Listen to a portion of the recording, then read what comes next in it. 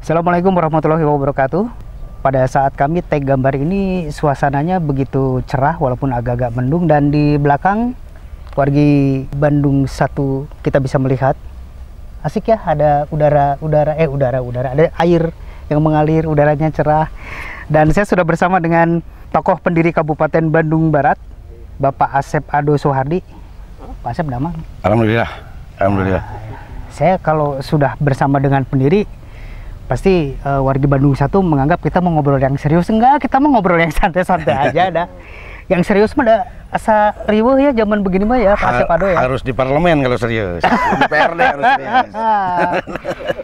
Cuma di tengah kita pada masa pandemi COVID-19 saat ini, mestinya kan kita membaca berita-berita yang tenang gitu ya. Baca berita-berita yang bisa tidak menyayat hati gitu kamu berbicara Bandung Barat. Tapi ini tuh kami dengar ada juga rada anget-anget itu ya, soal RPJMD. Diawali dengan adanya 160 pejabat yang dimutasi, rotasi katanya biasa. Nah, sebetulnya ribut-ribut seperti itu penting nggak sih? Gini, kalau kita mau jujur, hari ini saya melihat kondisi Kabupaten Bandung Barat prihatin dengan kegaduhan-kegaduhan yang terus-menerus terjadi. Awal kegaduhan dengan pelantikan yang 160. Itu ada silang pendapat antara eksekutif dan legislatif. Sampai legislatif mempertanyakan legalitasnya ke eksekutif. Dari situ tenggelam beritanya. Masyarakat entah kemana cerita itu.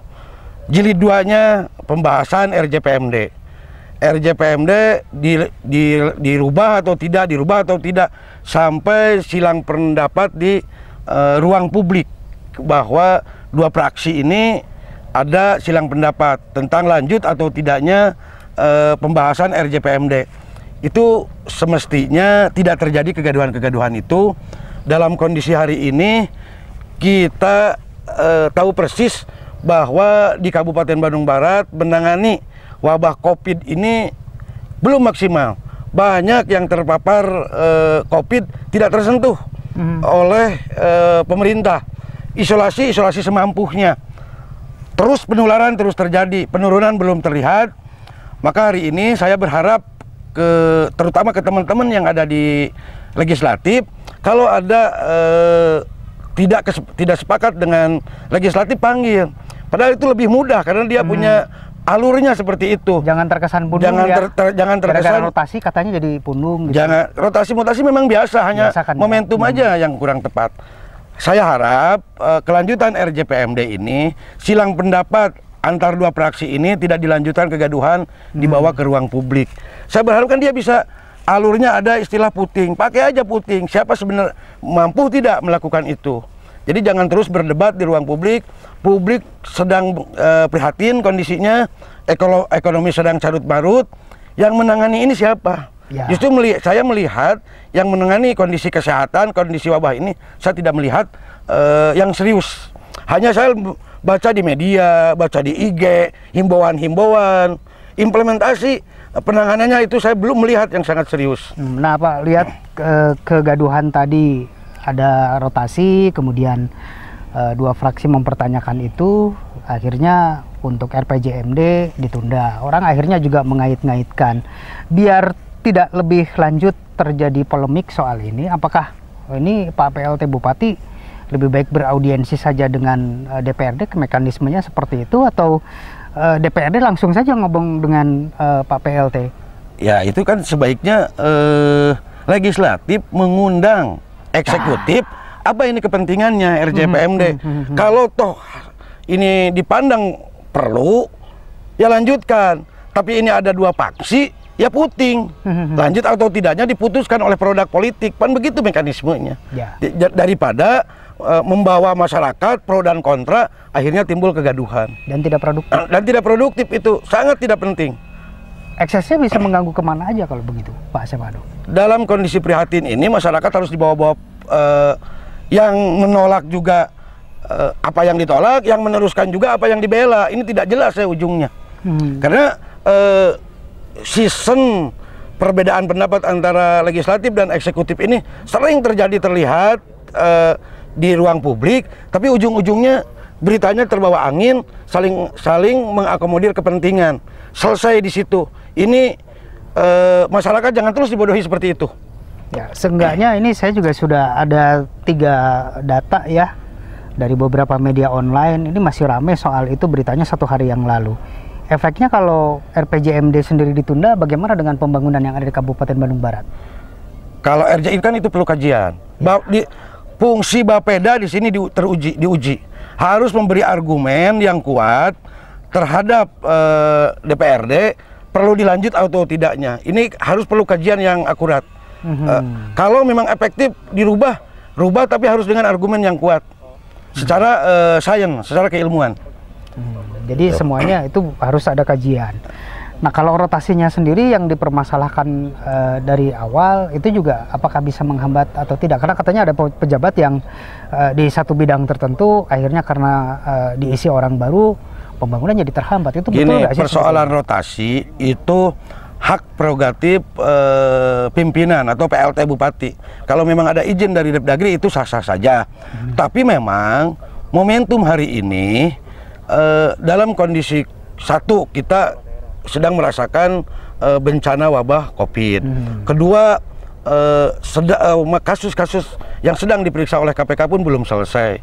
Tiba-tiba hanya itu yang membuat kaget semua sehingga kegaduhan itu muncul dari kekagetan masyarakat dalam situasi yang kurang pas saja. Tentang normatif dan tidak normatifnya, sebaiknya Baperjakat memberi masukan ke PLT tentang prosedur-prosedur peningkatan rotasi mutasi. Yang Pak Asep Ado lihat selama ini sudah ini kan ada opini liar bahwa Baperjakat tidak dilibatkan. Itu opini liar, tapi yang terjadi di dalam kan saya tidak paham. Baperjakat atau ikutan atau tidak, kan itu tidak ada laporan resmi terhadap masyarakat. Sehingga itu hanya opini-opini bahwa Baperjakat tidak dibawa-bawa seperti apa, sehingga terjadi kegaduhan seperti ini. Nah, kegaduhan ini bisa saja terjadi karena komunikasi yang tidak nyambung tadi ya. Komunikasi ini perlu diperbaiki, baik di eksekutif maupun di legislatif. Hentikan kegaduhan-kegaduhan ini segera, kasihan terhadap masyarakat KBB. Nah, kalau orang Sunda mah kita bilang kan hade goreng kubasa. Hade goreng kubasa. Kita sebagai orang Sunda, hade goreng kubasa. Dengan menggunakan bahasa itu kunaon bisa jadi kieu Kang. Nah, itu kan semua pasti akan bisa selesai ya. Akan bisa selesai.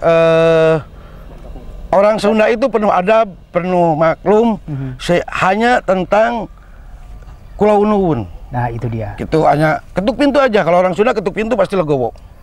Jadi ribut-ribut semacam ini, apalagi ramainya di media online ya. Jadi, nah itu macetnya kiwai gitu kan. Intinya begini, saya berharap satu, PLT Bupati, eksekutif dan legislatif segera ketemukan chemistry untuk bersama-sama membangun Kabupaten Bandung Barat.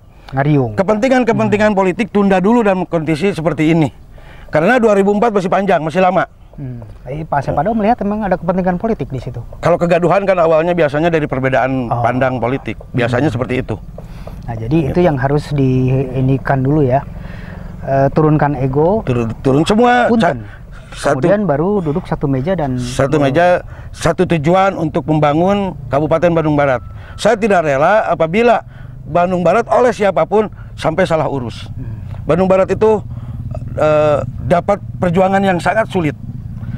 Jadi jangan sampai masyarakat menonton legislatif dan eksekutif sampai ke titik jenuh. Ada sejarah gelap di Kabupaten Bandung Barat ketika ingin memekarkan, dipersulit sampai masyarakat turun ke jalan itu dengan terjadi puluhan ribu. Dokumennya masih ada di saya. Jangan sampai terjadi seperti itu. Dan itu sangat tidak elok kalau tidak elok kalau masyarakat turun ke jalan karena kejenuhan melihat perilaku legislatif dan eksekutif seperti ini terus. Tapi melihat kondisi seperti ini, kalau masyarakat Bandung Barat sendiri yang Pak Asep Ado lihat bagaimana? Sedang menunggu momentum. Jadi jangan terus dipacu dalam kondisi lapar. Kalau masyarakatnya lapar, akal sehatnya akan kehilangan. Ini yang kita tidak harapkan.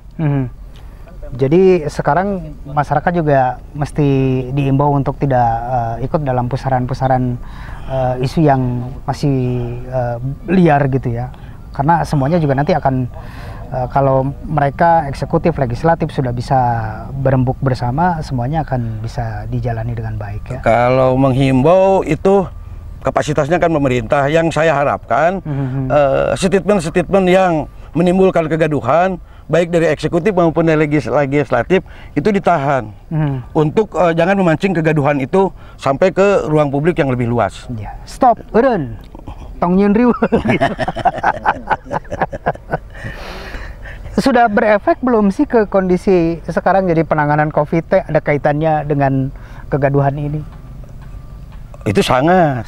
Masyarakat ini kan sedang konsentrasi bagaimana mempertahankan kehidupan sehari-hari. Ya. Itu mayoritas masyarakat di KBB itu dia sedang berpikir bagaimana mempertahankan hidup sehari-hari agar dia bisa bertahan hidup.